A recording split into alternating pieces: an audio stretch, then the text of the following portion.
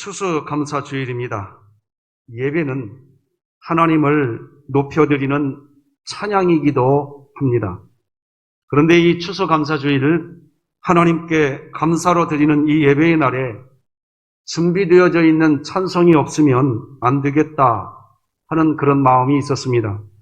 그래서 우리 교회, 진흥교회 찬양대에 소속되어 있는 찬양대원들 가족들이 영상으로 하나님을 감사 찬송 드렸고 그것을 편집했습니다.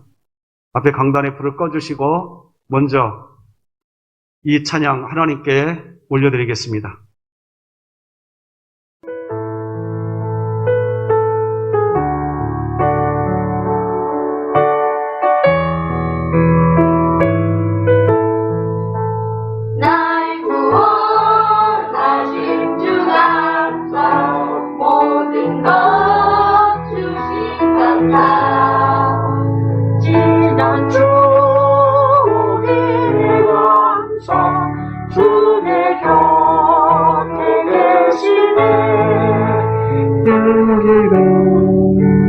철의 감사 내로 가으로서 하나님 눈물로 감사 나의 영혼 평안해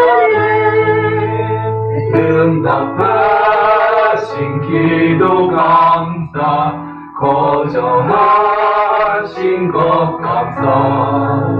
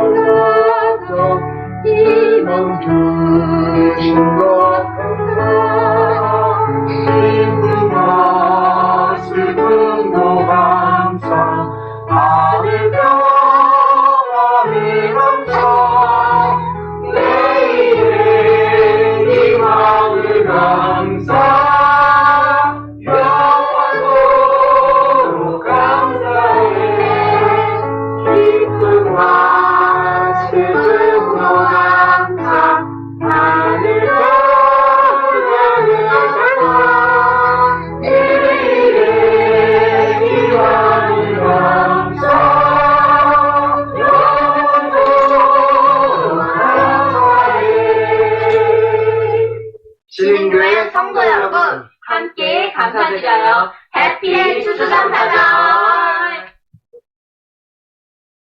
가위 박수 한번 드리겠습니다. 자, 우리도 그냥 가만히 있을 수 없죠? 찬송가 589장을 다 펴주시기 바랍니다. 여러분, 소프라노 연습하신 분 손 한번 들어봐 주시겠습니까? 소프라노. 네. 알토. 그래서 감사합니다. 테너. 예, 감사합니다. 베이스. 할렐루야. 예, 감사합니다. 빠르기는 넓은 들의 익은 곡식황. 이 빠르기로 하겠습니다.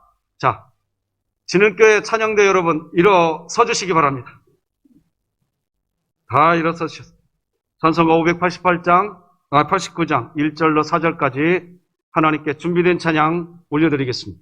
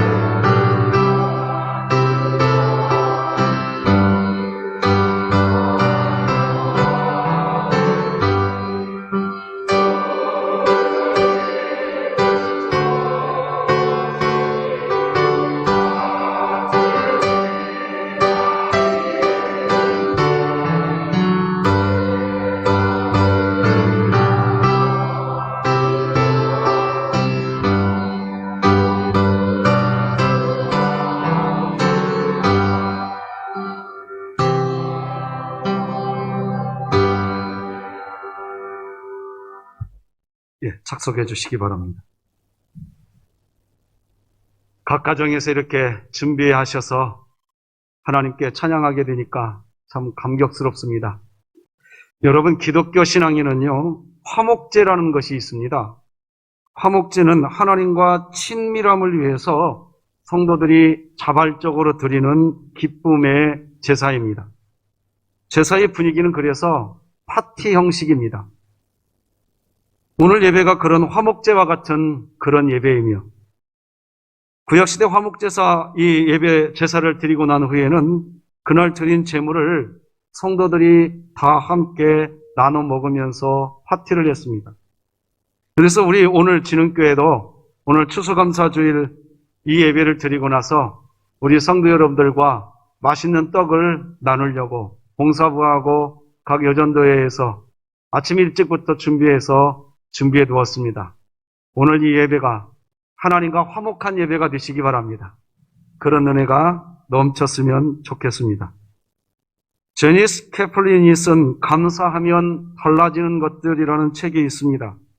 이 책은 일본의 마스시다 전기 창업자이고 현대 경영의 신이라고 불리는 마스시다 고노스케 회장에 대한 글을 담고 있습니다. 한 부분을 읽어드리겠습니다. 마스시다 고노스케 회장은 많이 배우지 못한 사람이지만 일본 사회 전역에 큰 영향을 끼친 탁월한 인물이었다. 일본이 한창 호황일 때 많은 젊은 인재들이 이 마스시다 전기에 입사하려 했다. 그런데 마지막 면접을 할 때에는 고노스케 회장이 직접 이런 질문을 했다.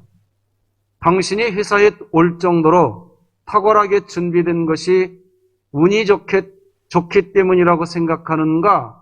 아니면 자기의 노력 때문이라고 생각하는가? 이 질문에 자기의 노력 때문이라고 답한 사람은 모두 다 떨어뜨리고 운이 좋았다고 답한 사람 중에서만 신입사원을 뽑았다. 그 이유에 대해 고노스케 회장은 이렇게 말했다. 운이 좋았다고 말한 사람의 마음속에는 이렇게 성공한 것이 내 힘으로 된 것이 아니라 다른 사람의 도움 덕분이라는 생각, 즉 다른 사람에 대한 감사의 마음이 있습니다. 이런 의식을 가진 사람은 나중에 회사에 문제가 생겼을 때에도 긍정적인 자세로 그 문제를 극복해 나가곤 합니다. 반대로 자기 노력으로 되었다는 사람은 항상 자기 정당한 대우를 받지 못한다고 생각하고 섭섭한 마음으로 일을 해서 장기적으로는 회사에 도움이 되지 못하더이다. 이런 말을 기록으로 남겼습니다. 감사를 중요하게 생각하는 이 마스시다 전기회사의 고노스케 회장은 이런 말도 했어요. 감옥과 수도원의 공통점은 세상과 고립되어 있다는 점이다. 다른 게 있다면 불평하느냐, 감사하느냐의 차이뿐이다. 감옥이라도 감사하면 수도원이 될 수 있다. 누구든지 감옥에 살더라도 감사하는 마음을 가지면 그것은 수도원이 될 수 있습니다. 하지만 수도원에 살면서도 매일 불평을 하면 그것은 감옥이 되는 것입니다. 우리가 이렇게 예배당에 모여서 하나님을 예배하는 예배당에 와 있으면서도 마찬가지입니다. 우리 가정도, 우리가 살아가고 있는 모든 환경도 다 마찬가지입니다. 하나님께 감사하면서 살면 그것이 천국이 되는 것입니다. 불평하고 살면 지옥이 되는 것입니다. 감옥에서 감사하는 것은 분명 쉽지 않습니다. 지금 내가 살아가고 있는 상황이 절망적인데, 그런데 어떻게 그 가운데에서 감사가 나오는가? 결코 쉽지 않은 것입니다. 그러므로 감사는 훈련되어져 있어야 됩니다. 훈련되어져 있는 성도만이 감사할 수 있는 겁니다. 아무리 신앙생활을 10년, 20년 그렇게 했다 할지라도 훈련되어 있지 않는 성도는 그 신앙의 연수와 똑같이 불평만하게 되고 교만해집니다. 감사는 거저 주어지는 것이 아닙니다. 하고 싶다고 되는 것이 아닙니다. 그래서 하나님은 우리에게 감사훈련 하라고 하십니다. 바로 오늘과 같은 추수감사주의를 지키는 이유입니다. 매해 11월 세 번째 주일은 우리가 전통적으로 추수감사주의를 지키는 주일입니다. 우리가 살아가는 삶에서 감사가 사라지는 이유가 있습니다. 첫째는 욕심 때문입니다. 많은 학자들이 이구동성으로 하는 말 중에 현재의 삶이 지금 그러니까 우리가 지금 살고 있는 지금의 이 시대가 세계 어느 역사 때보다 잘 먹고 잘 입고 잘 사는 시대라고 이야기합니다. 전 세계 역사 어느 때에도 이렇게까지 지금의 시대처럼 이렇게 잘 사는 때는 없었다. 그렇게 이야기합니다. 그런데 행복한가요?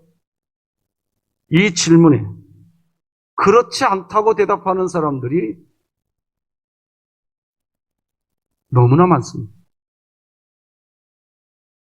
행복을 수치로 표현할 수는 없지만 행복의 공식이 있습니다. 행복은 욕심분의 소유라는 공식이 있습니다. 욕심분의 소유. 다시 말해, 내 소유가 하나일 때, 내 욕심이 하나가 되면 1분의 1, 1이 됩니다. 그런데 내 욕심이 100으로 커지면 행복은 100분의 1로 줄어드는 것입니다. 왜요? 욕심이 커졌기 때문입니다. 스트레스 전문가인 리차드 칼슨은 많은 사람들을 연구한 끝에 이런 결론을 내렸습니다. 지나치게 스트레스가 많은 사람에게는 공통점이 있다.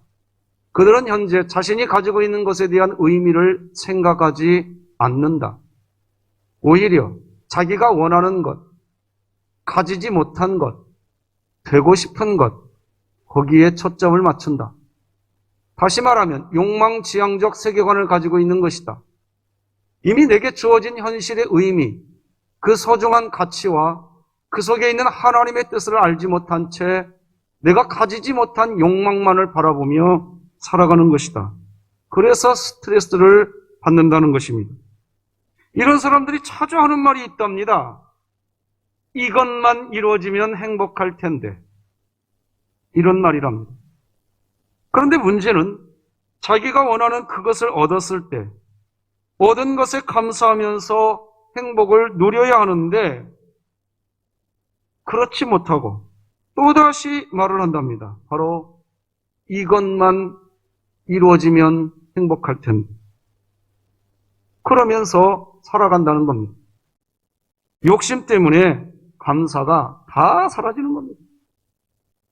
두 번째는 교만 때문에 감사가 사라집니다. 사실 겸손하면 얼마든지 행복할 수 있습니다. 러셀은 그의 행복론에서 이렇게 말을 합니다. 자기 자신의 힘을 교묘하게 평가하고 자기 존재를 겸손히 받아들이는 것이 행복의 근원이다. 그러니까 자기를 있는 그대로 평가하는 사람은 감사할 수 있다는 것입니다. 그래서 겸손한 사람은 항상 자기 성공 때문에 놀라게 된다고 말합니다. 반대로 교만한 사람은 항상 자신의 불행에 대해서 놀란다고 합니다. 왜 나에게 이런 불행이 있을까? 지금 이 상황은 정말 잘못되었어 라고 합니다. 자기의 불행, 거기에 놀라는 사람은 교만한 사람이라고 이야기합니다. 여러분 부부간에도 한번 생각해 보세요. 어떻게 하면 행복하고 어떻게 하면 감사가 많아질지. 남편과 아내 앞에서 겸손한 아내, 겸손한 남편은 지금의 남편, 지금의 아내 그 모습 그대로 감사합니다. 그런데 교만해진 아내나 교만해진 남편은 그렇게 생각하지 않습니다. 영 마음에 들지 않습니다. 내가 왜 저 사람하고 만났나? 나는 저런 사람하고 만날 사람이 아닌데 그렇게 생각합니다. 교만이지요. 그래서 교만해지면 그 가정은요, 감사가 없습니다. 세 번째는 생각이 없으면 감사가 사라집니다. 올바르게 깊이 생각하면 감사가 넘치게 됩니다. 영어로 생각이라는 단어는 think입니다. 반면에 감사라는 단어가 이 think라는 단어와 아주 똑같습니다. 어원이 같습니다. 즉 제대로 생각을 하면 감사할 수 있는 겁니다. 그래서 링컨 대통령은 이렇게 말을 합니다. 사람은 언제부터 얼마만큼 행복할 수 있을까 하는 이 질문에 감사할 때 행복이 시작되고 감사한 만큼 행복을 누린다. 이렇게 대답합니다. 사람은 감사할 때 행복이 시작되고 감사한 만큼 행복하게 사는 겁니다. 만약에 여러분이 자신의 행복을 다른 사람들과 비교하면 그 순간 감사는 사라집니다. 그러나 하나님 앞에서 내가 받은 은혜만 생각하면 감사는 충분히 할 수 있는 고백입니다. 어제 저녁에 시골에 계신 저희 어머니와 통화했는데 갑자기 박 목사님 저하고 찬송 한마디 하십시다 하더니 아까 영상에 있었던 장미꽃 가시감사 이 찬양을 같이 한번 해보고 싶다고 전화상에서 저에게 얘기하시는 거예요. 묻지 않았어요.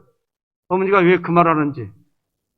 올 5월 달에 저희 형님을 갑자기 심정지로 천국으로 보내드리고 어머니가 추수감사주의를 앞에 두고 어제 저보고 같이 찬송 한마디 하자고 할 때 너무 감사했어요. 찬송 끝내고 물었어요. 어머니, 왜 갑자기 이런 찬송하고 싶으셨어요?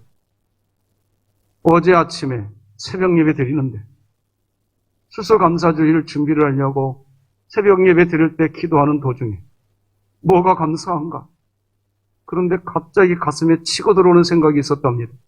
네 아들 내가 천국으로 데려왔는데 왜 감사하지 아니하냐? 이 몸성이 가슴으로 들어오더랍니다. 저보고 같이 찬송 드리자고 하는데 다시 찬송했습니다. 감사하다고 그러셨습니다. 여러분 주위를 한번 돌아보세요. 나보다 여건이 훨씬 좋아서 감사가 넘칠 것 같은데 그런데 불평 원망하면서 머리에 띠를 두르고 누워있는 사람이 많습니다.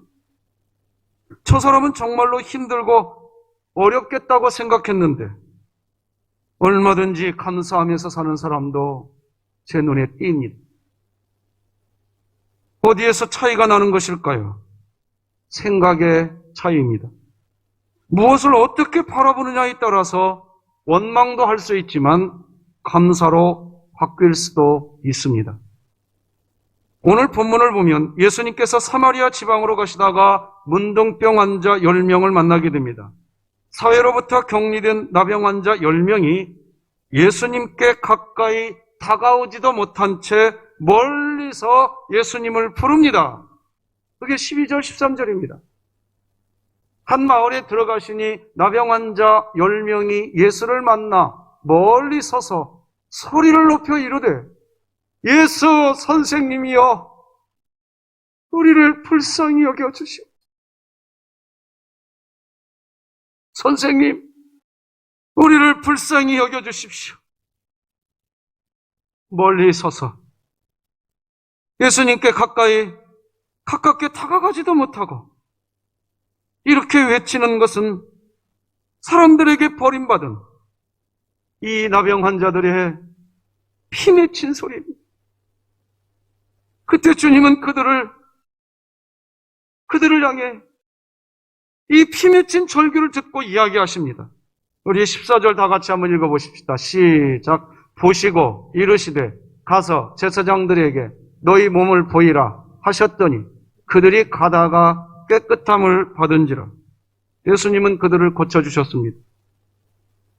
그 당시의 법에 의하면 문둥병은 제사장에게 가서 병 고침을 받았다고 하는 그것을 확인받아야, 그래야 다시 가족과 마을 공동체 안으로 들어올 수 있었습니다. 그러기에 예수님은 가서 제사장들에게 너희 몸을 보이라. 그들을 만져주지도 않으셨고 어떻게 가까이 다가가지도 않고 멀리 서 있는 상태에서 그들에게 주님이 외치셨습니다. 제사장들에게 가서 너희들의 몸을 보이라. 가깝게 다가온 상태가 아니라는 것을 이 본문 잘 보셔야 됩니다. 이렇게 이야기하신 것은 가서 제사장들에게 병이 치료되었다는 것을 그냥 빨리 가서 확인받고 오늘부터 정상적인 삶을 살아가라는 것입니다. 예수님이 그 말을 듣고 10명의 환자들은 제사장들에게 가다가 자신의 몸이 다 치료가 된 것을 깨닫게 됩니다. 그런데 바로 그 순간에 사람들의 반응이 나뉘어집니다. 10명 중에서 오직 1명, 사마리아 사람 1명은 자신의 몸이 치료된 것을 보고서 놀랍고 감격스러운 그런 마음을 가지고 예수님께 와서 하나님께 영광을 돌립니다. 그 중에 한 사람이 자기가 나은 것을 보고 큰 소리로 하나님께 영광을 돌리며 돌아와 큰 소리로 하나님께 영광을 돌렸다라고 기록합니다.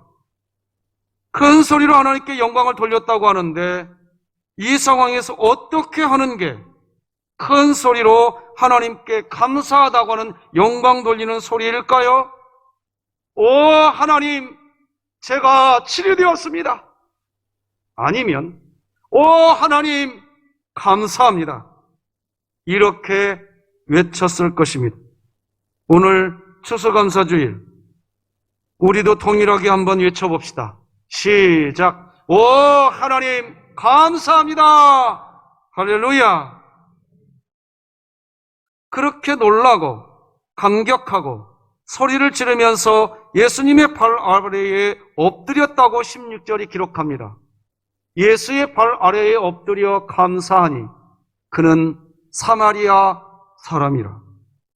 엎드려 감사하니, 이 말은요, 너무너무 감사한 나머지 철토덕 땅바닥에 엎드려서 감사합니다. 아마 이때 이 사마리아 사람, 고침받은 이 사람이 찬송을 하나님께 했다면 이렇게 찬송했을 것 같습니다. 감사합니다, 감사합니다, 정말 감사합니다. 둘, 셋, 넷. 감사합니다, 감사합니다, 정말 감사합니다. 아버지, 이렇게 나가지 않았겠어? 여러분이 웃으시니까 저도 좋네요. 그렇게 찬양하지 않았겠어요? 바로 그때 그렇게 감사하는 그 사람을 보시면서 주님이 이야기하십니다. 17절 같이 읽습니다. 시작. 예수께서 대답하여 이르시되 10사람이 다 깨끗함을 받지 아니하였느냐? 그 9은 어디 있느냐? 그 9은 어디 있느냐? 당연히 너와 같이 내게 와야 하는데 어디로 갔느냐? 하십니다. 여러분, 이 9명은 어디로 갔을까요? 지금 이 9명은 어디로 갔을까요? 지금 뭐 하고 있을까요? 이 9사람이 무슨 생각으로 어디에 가 있는지 재미있는 추론이 있는데 소개해 보겠습니다. 첫 번째, 내가 정말 다 나은 것인가? 내 느낌은 그렇지만 실제로 치료되지 않았을 수도 있잖아. 그러므로 일단 좀 시간을 좀 두고 확인해 보자. 그러니까 더 객관적인 증거를 추구하는 유형입니다. 두 번째, 다 나았다고 해도 지금 내 모습이 얼마나 지금 초라한 모습인가? 이런 모습으로는 안 되지. 깨끗하게 씻고 예절을 갖춘 다음에 예수님을 찾아 뵐 거야. 감사를 뒤로 미루는 유형입니다. 세 번째는 예수님이라는 분이 과연 낫게 하신 거 맞나? 그분 한마디 말씀에 내가 치료된 것이 맞나? 내가 나을 때가 되어서 나온 것이지,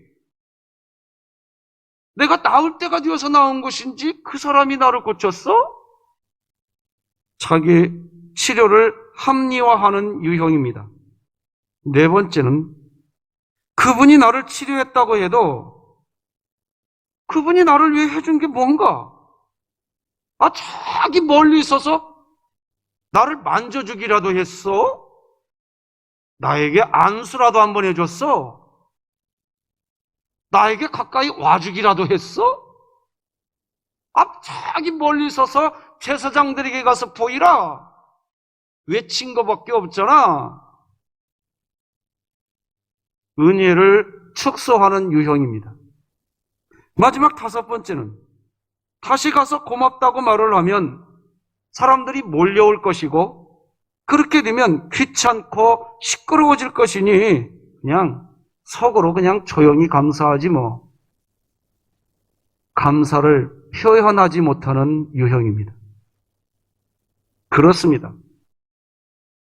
9명의 사람들에게도 그들 나름대로의 이유와 핑계가 있습니다. 그러나 중요한 것은 치료해 주신 예수님 앞으로 나와서 감사하지 않았다는 것입니다. 여러분, 사람들이 이렇습니다. 급하고 힘들 때는 나와서 울고불고 간절히 매달리는데 문제가 해결되면 나 몰라라 하고 내 힘으로 해결했다고 하고 다 떠나갑니다. 나 알아주지 않는다고 시험 들었다고 이야기합니다. 10명 중에서 오직 한 사람만이 예수님께 와서 진심으로 감사를 드렸다는 것입니다. 그런 의미에서 오늘 추수감사주일날 하나님께 나오셔서 감사 예배와 찬송을 드리시는 여러분, 정말 감사하고 계십니까? 아까 저는 여러분들에게 오 하나님 감사합니다 이렇게 외치자고 했을 때 어떤 분은 하나님 감사합니다.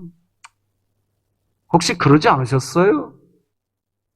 정말로 이 예배 감사하는 마음으로 오셔서 하나님 정말 감사합니다. 이 마음이 우리의 마음이기를 주님의 이름으로 축복합니다. 그런 그리스도인들을 주님이 기억해 주시는 거예요. 10명이 치료를 받았는데 9사람 어디 갔느냐?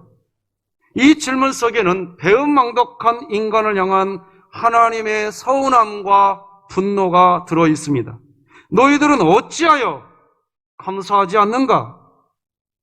얼마나 큰 은혜를 받고 살아가면서 어찌하여 엎드려 감사하지 않고 세상만을 향하여 달려가고 있는가? 하시는 음성. 그게 오늘 본문 17절인 겁니다. 너희들이 정말 믿음 있는 사람들 맞냐? 정말로 구원받은 사람들 맞냐? 그렇다면 이럴 수가 없는 것이다.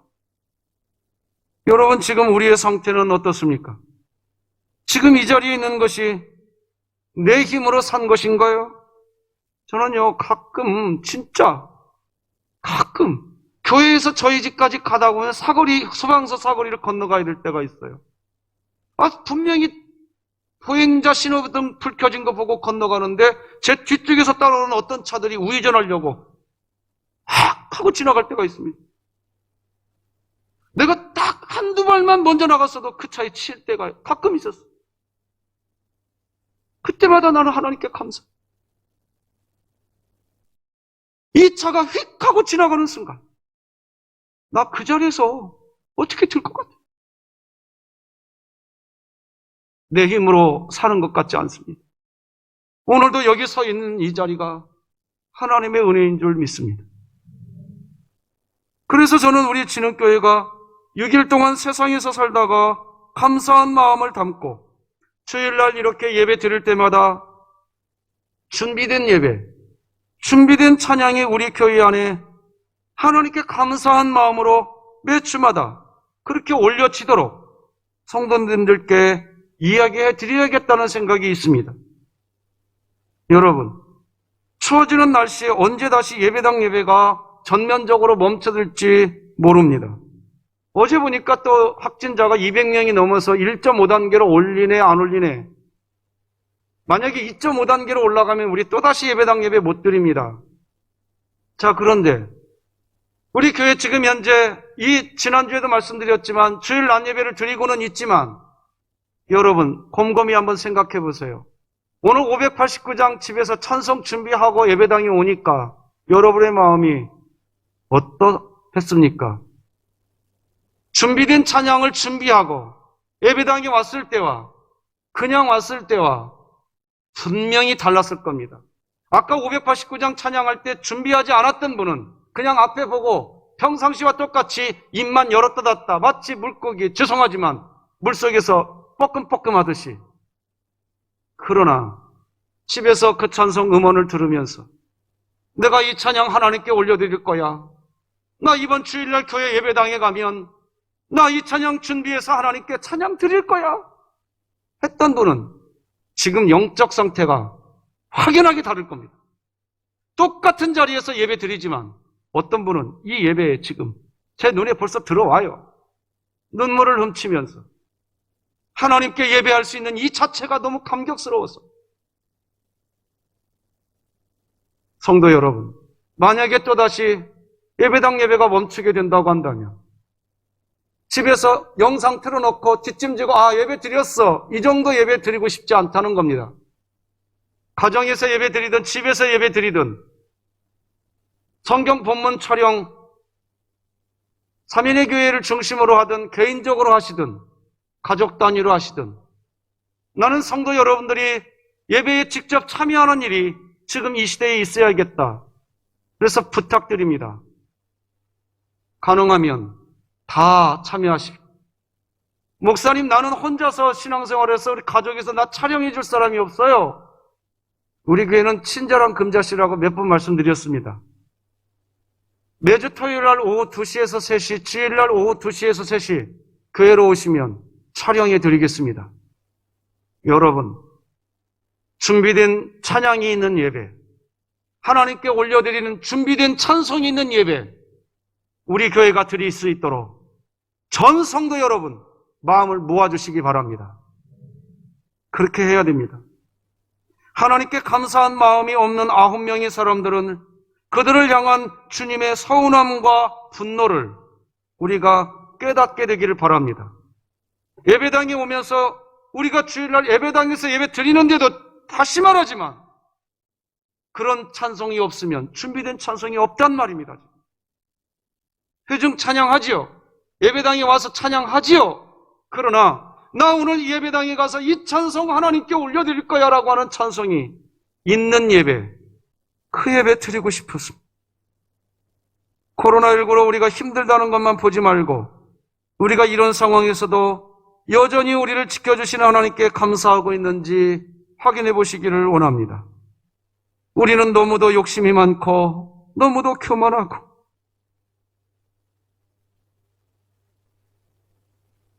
너무도 생각이 없고 우리가 어떻게 살아가야 할지 하나님의 은혜가 아니면 하루도 살 수가 없는 존재들입니다. 말씀 맺겠습니다. 옛날 초등학교 때 소풍을 가면 빠지지 않는 것이 꼭 있었습니다. 보물찾기입니다. 선생님은 학생들 몰래 보물을 숨겨놓았습니다. 보물은 눈에 잘 띄는 곳에 숨겨두지 않습니다. 길바닥에 그냥 던져놓지 않습니다. 찾기 힘든 곳에 보물을 숨겨놓습니다. 또한 학생들 숫자만큼 보물을 다 숨겨놓지 않습니다. 그래서 학생들은 보물을 열심히 찾아야 그 보물을 발견할 수 있습니다. 보물을 찾아 나서지 않으면서 보물을 가지겠다는 것은 욕심에 불과합니다. 감사를 찾는 것도 보물찾기와 같습니다. 우리가 찾으려 하지 않으면 발견할 수 없습니다. 하지만 일반 보물찾기와 감사 보물찾기는 다른 것이 있습니다. 일반 보물찾기는 학생 숫자만큼 보물을 숨겨놓지 않았지만 감사 보물찾기는 모든 사람이 다 찾을 수 있는 만큼의 보물을 숨겨 놓았다는 것입니다. 또한 일반 보물찾기는 어려울 수 있지만 감사 보물찾기는 조금만 생각해 보면 충분히 다 찾을 수 있습니다. 감사란 내게 없는 것을 찾는 것이 아닙니다. 내게 있는 것을 찾는 것입니다. 내게 주어지지 않는 것을 찾는 것이 아닙니다. 이미 내게 주어진 것을 찾는 것입니다. 비록 작은 것이라도 지금 내가 갖고 있는 것들에 대한 소중함을 깨닫는 것입니다. 작은 것이라도 하나님께서 주신 것을 우리가 찾아낼 때 감사할 수 있습니다. 무엇보다 하나님의 자녀된 우리는 하나님 한 분만으로도 감사할 수 있습니다. 감사는 멀리 있는 것이 아닙니다. 가까이 있습니다. 감사하기 시작하면 우리 삶의 모든 영역은 달라집니다. 감사하지 않은 9명이 되지 말고 주님께 엎드려 감사했던 사마리아 사람이 되시기를 주 예수 그리스도의 이름으로 축복합니다. 기도하시겠습니다. 하나님 아버지 감사합니다. 참 감사합니다. 어렵다, 힘들다. 그렇게 이야기했던 2020년이 지나가면서 추수감사주의를 맞았는데 한 자리에 우리 교우들이 함께 모여 감사 예배 드려오니 영광 받아 주시옵소서. 예수님의 이름으로 기도드립니다. 아멘.